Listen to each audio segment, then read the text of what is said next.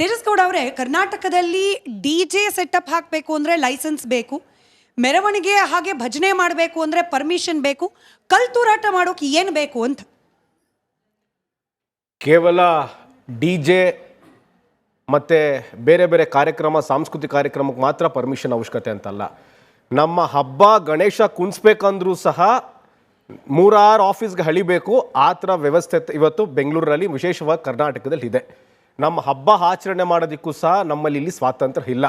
ಅದು ವಿಶೇಷವಾಗಿ ಕೆಲವೊಂದು ಮುಸಲ್ಮಾನರು ಏನು ಜನಸಂಖ್ಯೆ ಜಾಸ್ತಿ ಇರೋ ಏರಿಯಾದಲ್ಲಿ ಹಿಂದೂಗಳು ಹಬ್ಬ ಮಾಡಬೇಕು ಅಂತಂತಂದರೆ ಅಲ್ಲಿ ಪೀಸ್ ಕಮಿಟಿ ಮೀಟಿಂಗ್ ಮಾಡಬೇಕು, ಇನ್ಸ್ಪೆಕ್ಟ್ರುಗಳು ಆ ಮುಸಲ್ಮಾನ್ ಮುಖಂಡರನ್ನ ಕರೆಸ್ಬೇಕು. ಈ ಥರ ಹಬ್ಬ ಮಾಡ್ತಿದ್ದಾರೆ, ಅವ್ರಿಗೆ ನೀವು ಯಾವ್ದಾದ್ರು ತೊಂದರೆ ಆಗಬಾರ್ದು, ಆ ಥರ ಒಂದು ವ್ಯವಸ್ಥೆ ಇದೆ.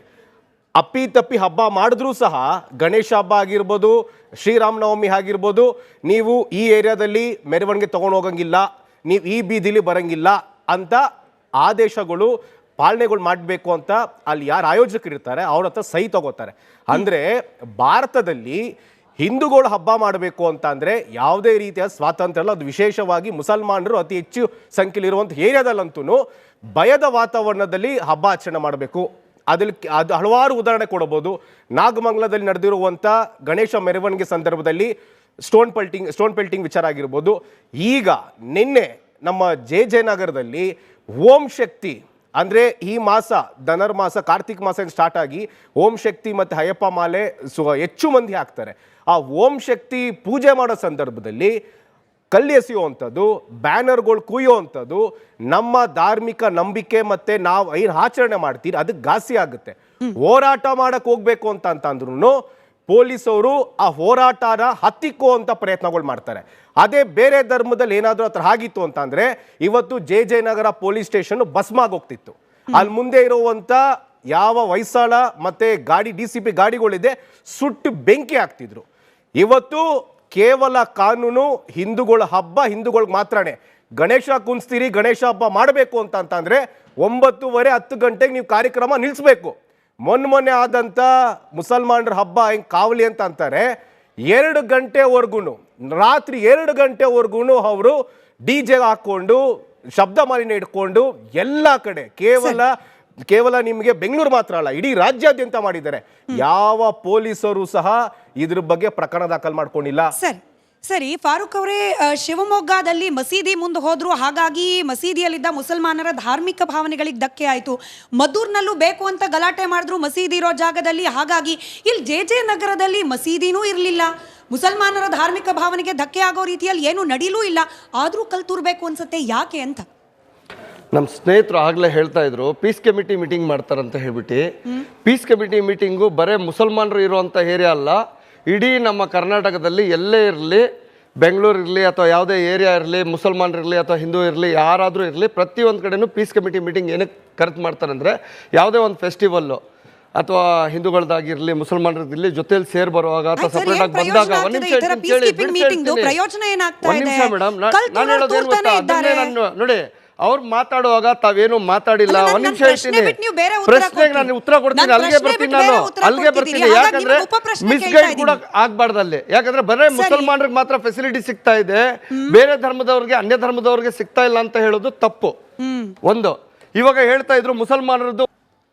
ತೇಜಸ್ ಗೌಡ ಅವರೇ, ಕರ್ನಾಟಕದಲ್ಲಿ ಡಿಜೆ ಸೆಟಪ್ ಹಾಕಬೇಕು ಅಂದರೆ ಲೈಸೆನ್ಸ್ ಬೇಕು, ಮೆರವಣಿಗೆ ಹಾಗೆ ಭಜನೆ ಮಾಡಬೇಕು ಅಂದರೆ ಪರ್ಮಿಷನ್ ಬೇಕು, ಕಲ್ತೂರಾಟ ಮಾಡೋಕೆ ಏನು ಬೇಕು ಅಂತ? ಕೇವಲ ಡಿಜೆ ಮತ್ತು ಬೇರೆ ಬೇರೆ ಕಾರ್ಯಕ್ರಮ, ಸಾಂಸ್ಕೃತಿಕ ಕಾರ್ಯಕ್ರಮಕ್ಕೆ ಮಾತ್ರ ಪರ್ಮಿಷನ್ ಅವಶ್ಯಕತೆ ಅಂತಲ್ಲ. ನಮ್ಮ ಹಬ್ಬ ಗಣೇಶ ಕುಣಿಸ್ಬೇಕಂದ್ರೂ ಸಹ 3-6 ಆಫೀಸ್ಗೆ ಹಳಿಬೇಕು.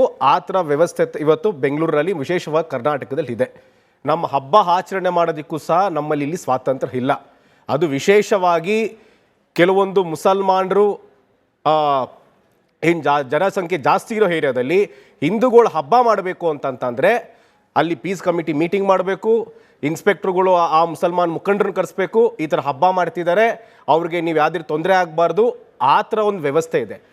ಅಪ್ಪಿ ತಪ್ಪಿ ಹಬ್ಬ ಮಾಡಿದ್ರೂ ಸಹ ಗಣೇಶ ಹಬ್ಬ ಆಗಿರ್ಬೋದು, ಶ್ರೀರಾಮನವಮಿ ಆಗಿರ್ಬೋದು, ನೀವು ಈ ಏರಿಯಾದಲ್ಲಿ ಮೆರವಣಿಗೆ ತೊಗೊಂಡು ಹೋಗಂಗಿಲ್ಲ, ನೀವು ಈ ಬೀದಿಲಿ ಬರಂಗಿಲ್ಲ ಅಂತ ಆದೇಶಗಳು ಪಾಲನೆಗಳು ಮಾಡಬೇಕು ಅಂತ ಅಲ್ಲಿ ಯಾರು ಆಯೋಜಕರು ಇರ್ತಾರೆ ಅವ್ರ ಹತ್ರ ಸಹಿ ತಗೋತಾರೆ.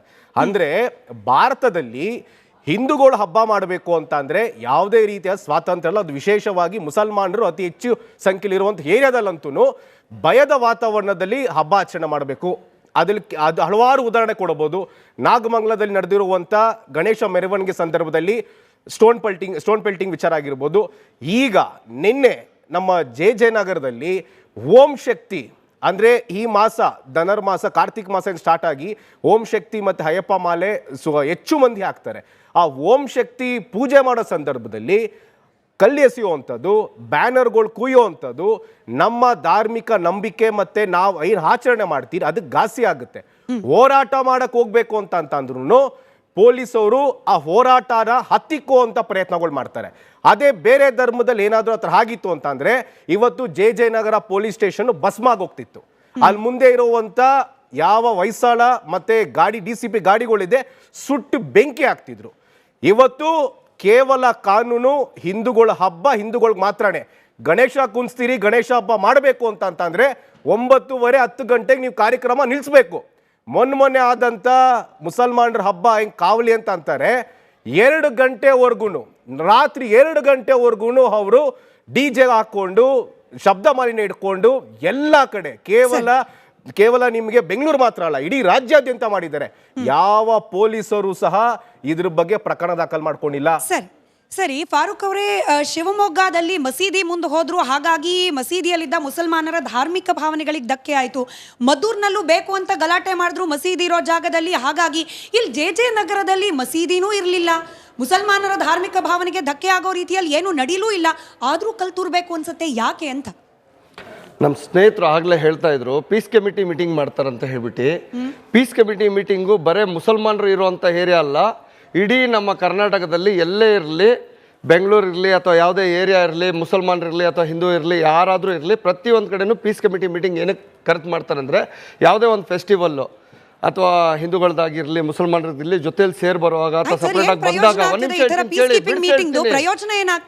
ಮೇಡಮ್, ನಾನು ಹೇಳೋದೇನು ಗೊತ್ತಾ, ಅದನ್ನೇ ನಾನು ನೋಡಿ ಅವ್ರು ಮಾತಾಡುವಾಗ ತಾವೇನು ಮಾತಾಡಿಲ್ಲ. ಒಂದ್ ನಿಮಿಷ ಹೇಳ್ತೀನಿ, ಪ್ರಶ್ನೆಗೆ ನಾನು ಉತ್ತರ ಕೊಡ್ತೀನಿ, ಅಲ್ಲಿಗೆ ಬರ್ತೀನಿ. ಯಾಕಂದ್ರೆ ಮಿಸ್ಗೈಡ್ ಕೂಡ ಆಗ್ಬಾರ್ದು ಅಲ್ಲಿ. ಯಾಕಂದ್ರೆ ಬರೇ ಮುಸಲ್ಮಾನರಿಗೆ ಮಾತ್ರ ಫೆಸಿಲಿಟಿ ಸಿಗ್ತಾ ಇದೆ, ಬೇರೆ ಧರ್ಮದವ್ರಿಗೆ ಅನ್ಯ ಧರ್ಮದವ್ರಿಗೆ ಸಿಗ್ತಾ ಇಲ್ಲ ಅಂತ ಹೇಳೋದು ತಪ್ಪು. ಒಂದು ಇವಾಗ ಹೇಳ್ತಾ ಇದ್ರು ಮುಸಲ್ಮಾನರದ್ದು. ತೇಜಸ್ ಗೌಡ ಅವರೇ, ಕರ್ನಾಟಕದಲ್ಲಿ DJ ಸೆಟಪ್ ಹಾಕಬೇಕು ಅಂದ್ರೆ ಲೈಸೆನ್ಸ್ ಬೇಕು, ಮೆರವಣಿಗೆ ಹಾಗೆ ಭಜನೆ ಮಾಡಬೇಕು ಅಂದ್ರೆ ಪರ್ಮಿಷನ್ ಬೇಕು, ಕಲ್ ತೂರಾಟ ಮಾಡೋಕೆ ಏನು ಬೇಕು ಅಂತ? ಕೇವಲ DJ ಮತ್ತು ಬೇರೆ ಬೇರೆ ಕಾರ್ಯಕ್ರಮ ಸಾಂಸ್ಕೃತಿಕ ಕಾರ್ಯಕ್ರಮಕ್ಕೆ ಮಾತ್ರ ಪರ್ಮಿಷನ್ ಅವಶ್ಯಕತೆ ಅಂತಲ್ಲ. ನಮ್ಮ ಹಬ್ಬ ಗಣೇಶ ಕುಣಿಸ್ಬೇಕಂದ್ರೂ ಸಹ 3-6 ಆಫೀಸ್ಗೆ ಹಳಿಬೇಕು. ಆ ಥರ ವ್ಯವಸ್ಥೆ ಇವತ್ತು ಬೆಂಗಳೂರಲ್ಲಿ ವಿಶೇಷವಾಗಿ ಕರ್ನಾಟಕದಲ್ಲಿ ಇದೆ. ನಮ್ಮ ಹಬ್ಬ ಆಚರಣೆ ಮಾಡೋದಕ್ಕೂ ಸಹ ನಮ್ಮಲ್ಲಿ ಇಲ್ಲಿ ಸ್ವಾತಂತ್ರ್ಯ ಇಲ್ಲ. ಅದು ವಿಶೇಷವಾಗಿ ಕೆಲವೊಂದು ಮುಸಲ್ಮಾನರು ಏನು ಜನಸಂಖ್ಯೆ ಜಾಸ್ತಿ ಇರೋ ಏರಿಯಾದಲ್ಲಿ ಹಿಂದೂಗಳು ಹಬ್ಬ ಮಾಡಬೇಕು ಅಂತಂತಂದರೆ ಅಲ್ಲಿ ಪೀಸ್ ಕಮಿಟಿ ಮೀಟಿಂಗ್ ಮಾಡಬೇಕು, ಇನ್ಸ್ಪೆಕ್ಟ್ರುಗಳು ಆ ಮುಸಲ್ಮಾನ್ ಮುಖಂಡರನ್ನ ಕರೆಸ್ಬೇಕು. ಈ ಥರ ಹಬ್ಬ ಮಾಡ್ತಿದ್ದಾರೆ, ಅವ್ರಿಗೆ ನೀವು ಯಾವ್ದು ತೊಂದರೆ ಆಗಬಾರ್ದು, ಆ ಥರ ಒಂದು ವ್ಯವಸ್ಥೆ ಇದೆ. ಅಪ್ಪಿತಪ್ಪಿ ಹಬ್ಬ ಮಾಡಿದ್ರೂ ಸಹ ಗಣೇಶ ಹಬ್ಬ ಆಗಿರ್ಬೋದು, ಶ್ರೀರಾಮನವಮಿ ಆಗಿರ್ಬೋದು, ನೀವು ಈ ಏರಿಯಾದಲ್ಲಿ ಮೆರವಣಿಗೆ ತೊಗೊಂಡು ಹೋಗಂಗಿಲ್ಲ, ನೀವು ಈ ಬೀದಿಲಿ ಬರಂಗಿಲ್ಲ ಅಂತ ಆದೇಶಗಳು ಪಾಲನೆಗಳು ಮಾಡಬೇಕು ಅಂತ ಅಲ್ಲಿ ಯಾರು ಆಯೋಜಕರು ಇರ್ತಾರೆ ಅವ್ರ ಹತ್ರ ಸಹಿ ತಗೋತಾರೆ. ಅಂದರೆ ಭಾರತದಲ್ಲಿ ಹಿಂದೂಗಳು ಹಬ್ಬ ಮಾಡಬೇಕು ಅಂತ ಅಂದರೆ ಯಾವುದೇ ರೀತಿಯ ಸ್ವಾತಂತ್ರ್ಯ ಅಲ್ಲ. ಅದು ವಿಶೇಷವಾಗಿ ಮುಸಲ್ಮಾನರು ಅತಿ ಹೆಚ್ಚು ಸಂಖ್ಯೆಯಲ್ಲಿರುವಂಥ ಏರಿಯಾದಲ್ಲಂತೂ ಭಯದ ವಾತಾವರಣದಲ್ಲಿ ಹಬ್ಬ ಆಚರಣೆ ಮಾಡಬೇಕು. ಅದು ಹಲವಾರು ಉದಾಹರಣೆ ಕೊಡಬಹುದು. ನಾಗಮಂಗಲದಲ್ಲಿ ನಡೆದಿರುವಂಥ